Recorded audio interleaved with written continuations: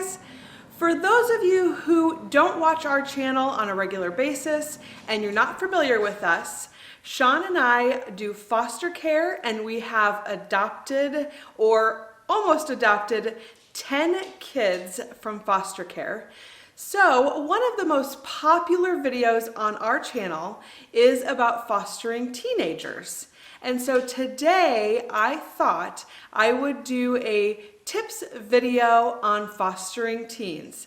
Stay tuned to get all kinds of information on how we handled teenagers when we fostered them.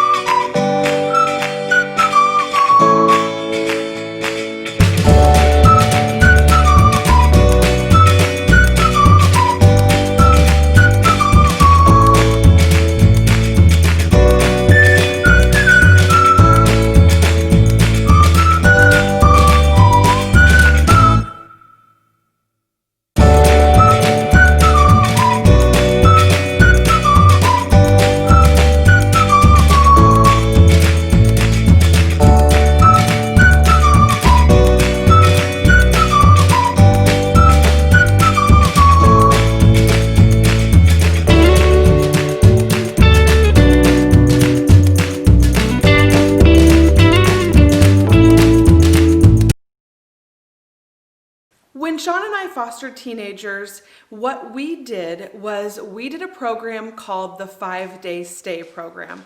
And in Nebraska, it was a pilot program at the time. And what they were trying to do is they wanted a little bit of a chance, a longer chance than just a day, to find teenagers a home. Because a lot of times what happens is the teenagers will end up in a group home because they can't find anywhere for them to go. So instead of doing that, they place them in a 5-day stay home, and the kids stay in that home until they find a permanent placement. So we were one of the 5-day stay homes, and honestly, the kids would come and they would stay way longer than 5 days. Every 5 days, they would ask us if the kids could stay another 5 days. And we ended up having kids there for several months and still not finding a permanent placement for them. The reason for this is because a lot of times these teenagers will come with this long list of things that they have done wrong. And they do look pretty scary on paper. Now, we did not find that once they came in our home. They were good kids. Of course, you always get a honeymoon period, so we didn't see the extent of everything, I'm sure. But we did end up having some of them stay long term. So what we did for our kids that came, and the 5-day stays were all teenagers. And so we put together a packet, and I put this packet, all the paperwork in a folder, and then I would put the folder on or in the kids' bedroom that they were going to sleep in. That way it was all ready. The other thing I did was I also gave them a set of pens and paper. I gave them a new pillow and pillowcase. And there were a few other items. I had like a travel bag for them that had like a deodorant in it, and then for the older kids, if they needed a razor, that had a toothbrush and toothpaste. And so I had all of this sitting and waiting in their room. Also, what we did is the first thing when the teenagers came in, they of course always had a little bit of a bad attitude at first. I'm sure they were scared and nervous, but we would sit down and we would talk to them. We would tell them a little bit about ourselves. We would ask about them. And being just genuinely interested in a teenager actually goes a long way. So we would talk to them, and then we would ask them if there was anything that they needed. A lot of times the kids don't come with much, so Shaun would always take them to the store, and they would be able to pick out, like if they didn't have any shampoo and they use a special kind and they didn't want to use ours, we'd get that, or deodorant, or just whatever the kids needed that they didn't have. A lot of times we would take them to get clothes, things like that. So in this packet though, what I did was I put together these papers, and I'm going to show you the papers that I put in the packet. So the first thing I had is a welcome to our home.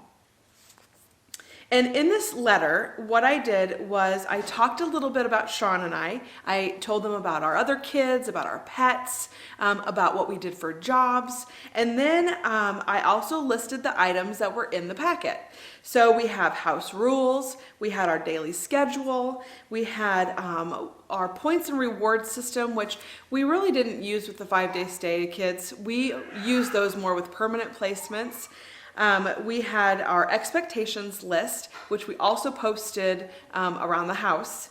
We had rules to live by for a happy life. And then, like I said, we talked about ourselves.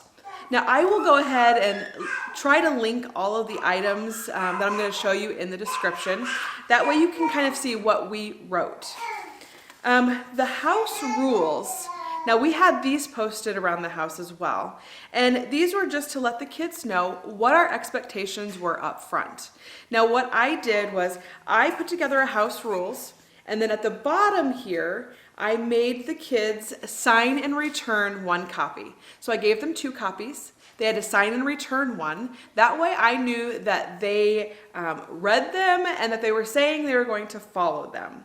And on the house rules, we had things like some simple things, like when you leave a room, turn the light off, make sure that you dress nice.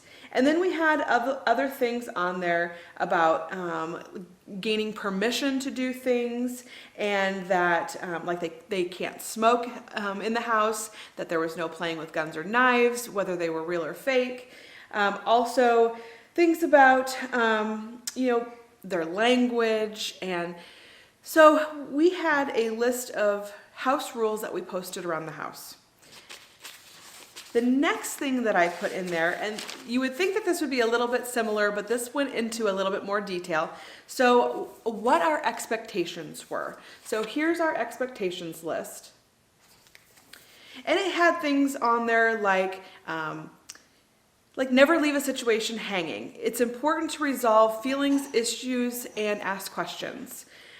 Communication is key. If you don't tell me respectfully, then I don't know. So this went into a little bit more depth on what our expectations were from those kids. But I feel like it's so important to be upfront with the kids because if they know what your expectations are, then they can follow them. And this is no different for little kids, but for teenagers, they can reference back, and they're just, I feel like, a little bit more able to understand your expectations up front. Sometimes I feel like with littler kids, you have to go through the process of breaking a rule and then being punished for it, and then, oh, now I remember I have to do that. With a teenager, I feel like because they're a little bit more of an adult, that they're able to know those expectations and follow them without having to break the rules. Now, sometimes there are kids that have to break the rules and be punished before they will follow expectations. And that is just some kids' personalities. That could be sometimes kids because they're from hard places that they do that. Now, my rule in my house, and this was kind of an unspoken rule, was that if a kid broke a rule the first time, I would give them a pass, because sometimes I feel like in new situations it can be tough. So I would give a kid a pass the first time, but we would talk about what happened. The second time they did something, I would always issue a consequence, because after we've talked about it, then I know you know it. And so I would issue a consequence to the kids then after they did something they shouldn't the second time. Also in our packet of information, we included rules to live by for a happy life. And this was just something that I had put together for the kids because they a lot of times came from hard places. These are probably things that nobody has taught them. Now, maybe they looked at them and maybe they didn't. I felt like these were just all good things for them to know.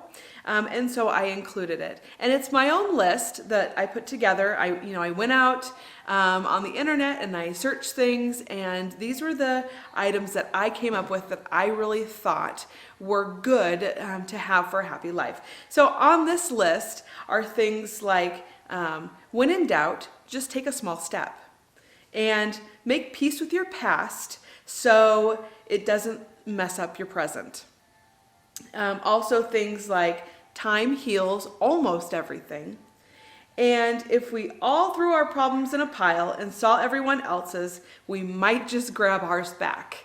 So things like that, that I felt like really were good to know to have a more positive and successful life for the kids.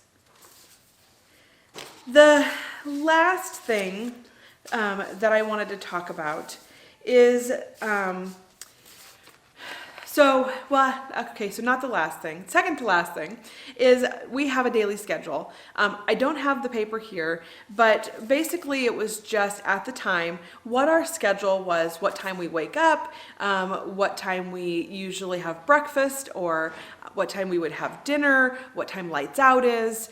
So it went through and it just talked about our schedule. Of course, that's going to be personal to everybody because everybody's schedule is different.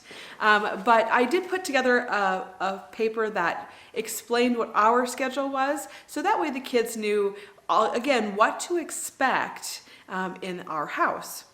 Okay, so last is our points and reward system. Now, I am going to go more in depth in a different video about that because there's a lot of information, but I'm going to give you the gist of it.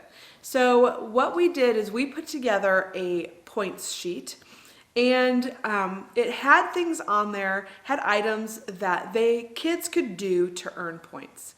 And then they could add those points up, and then they could spend them on something.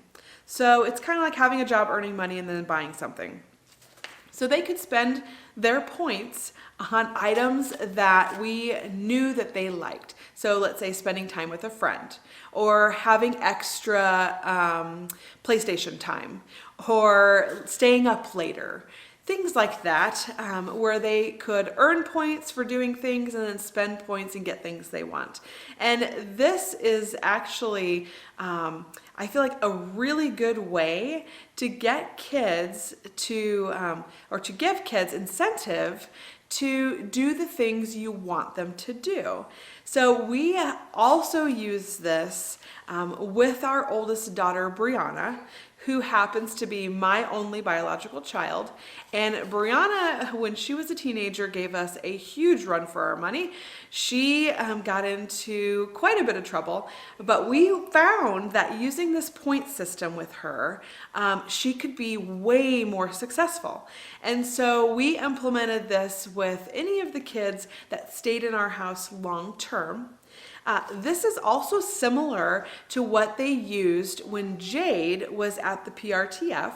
They used a point system, and it just seems to really work for these kids. And so we implement that. The other thing that we really like using is the take a minute. So if you're feeling upset, I need you to go take a minute to, like, it's a self timeout where they go find their own space, they calm down, and then they can come back and join the group when they feel like they're ready. So these are things that we use that were very successful in the house with the kids, and even successful with our kids that have ODD.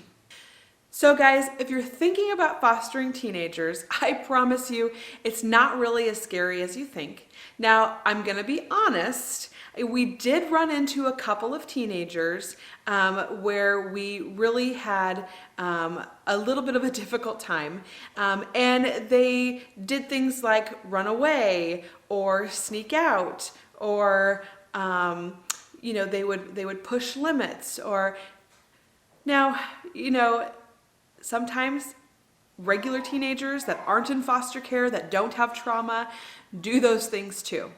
So I want you, if you're going to foster teenagers, to make sure that you can be realistic with it, because that's very important, to make sure that your expectations aren't too high, because every teenager pushes limits. Some teenagers sneak out, and it's just part of the teenage process. Now, not all of them do that, but there are teenagers that do that. And so we always made sure that we just had very realistic expectations. I didn't expect anything out of the kids that I didn't expect from my own kids. And now we had a little bit of a unique situation because Brianna really pushed the limits. And so we had been through that already with a biological child. And so our expectations of the teenagers were a little bit, I feel like, more realistic because we had been through some of it already. And so I just want you to make sure that you keep your expectations real, and also treat the kids like their family. When they come into the house, treat them like they're yours, because that really does, guys, go a long way. These kids didn't want to leave our house because I think it's because we treated them like they were ours. We made them a part of the family. We included them in family activities, in family dinners. We asked how their day was. We were genuinely interested in the kids. And, you know, a teenager really needs that. That builds trust with them. It builds a good relationship with them. And those kids need that good attachment, so that way they can build on that foundation and become better people. And then if they have that, they can become better adults. And I think that's so important. Now, if you guys have any questions about fostering teenagers, comment down below, and I will be sure to answer your questions that you have. If you're interested, I'm excited for you, because I really, right now, I would love, if we could, to have more teenagers, because we have none in our house, and I really miss the relationship that you get to have with those older kids. They understand more, they're more adultish, and you just get to have a different kind of a relationship with teenagers than you do with littles.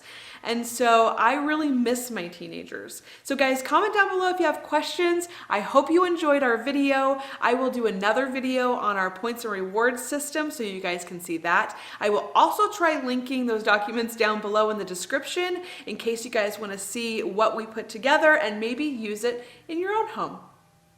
Bye guys. When we wake, hear the birds and see the sun. Side by side our fears are done. Oh, the good times just begun.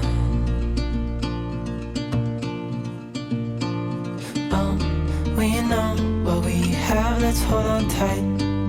Found what we